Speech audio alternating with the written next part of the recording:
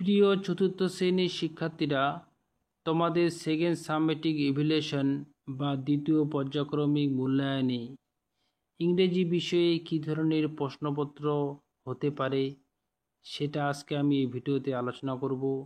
তোমরা ভিডিওটি প্রথম থেকে শেষ পর্যন্ত দেখবে। দ্বিতীয় পর্যায়ক্রমিক মূল্যায়ন 30 নম্বরের মধ্যে হবে, সময় থাকবে 60 মিনিট। এখানে তোমরা নাম, রোল নাম্বার এবং নিচে স্কুলের নাম লিখবে। এবার প্রশ্নগুলো দেখো। Write T for true and F for false statement in the given boxes. যেটা সত্য তার পাশে টি লিখবে এবং যেটা মিথ্যা তার পাশে এফ লিখবে। এই নাম্বারে দেখো, Apu went to see a football match, এটা false. Nasir pulled Apu to the playground, এটাও false. C number, the Sundarban is in the north of Bengal, এটাও false. D number, Subal and Madal had a boat, এটা true. E number, he love Swadesh dearly, এটাও true. 2 নম্বরে দেখো, arrange the following sentence in the correct order, put the number in the given boxes. সাজিয়ে লিখতে হবে। এ নাম্বারে রয়েছে there appeared a huge tiger, এটা 3 নম্বরে হবে। B number, they stood like statue, এটা 4 নম্বরে হবে। C, they carried empty sacks to collect dry wood for fuel, এটা 1 নাম্বার। ডি নাম্বারে দেখো, দ্য টাইগার অ্যাম্বেলড ওয়ে, এটা 5 নাম্বার হবে। ই নাম্বারে দেখো, the brother hard A ডিফিনিং road, এটা 2 নাম্বার হবে। এভাবে তোমরা বক্সের মধ্যে নাম্বার দিয়ে লিখবে। 3 নম্বরে দেখো, match the following. A column এবং বি কলামের সঙ্গে মিলিয়ে লিখতে হবে। Apu and his cousin must go to বুড়ির মঠ by 4 o'clock।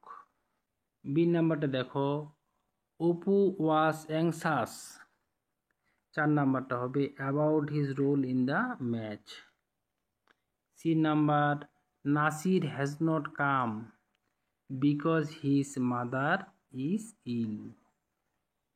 D number, it is a matter of prestige, এটা 2 নাম্বার হবে, ফর আওয়ার ভিলেজ। 4 নাম্বারে দেখো, tick the correct alternative. The fairy waved cloth magic wand না পেপার, তাহলে এটা হবে magic wand. B number, in a moment Jhinuk found herself in a classroom, market place না busy road. C number, in another wave of the fairy wand Jhinuk saw in front of her a river, lake না sea, river. D number দেখো, the fairy wanted to take Jhinuk to Victoria Memorial, Eden Garden না science city, Eden Garden. 5 নম্বরে দেখো, fill in the blanks with word from the help box. A number, I had a wonderful experience, help box থেকে নিয়ে তোমাদের লিখতে হবে। B number, the two brother were afraid to see the tiger. C number, we use petrol and diesel as fuel for our car. D number, I amble down by the river bank, amble লিখতে হবে। 6 নম্বরে দেখো, answer the following question.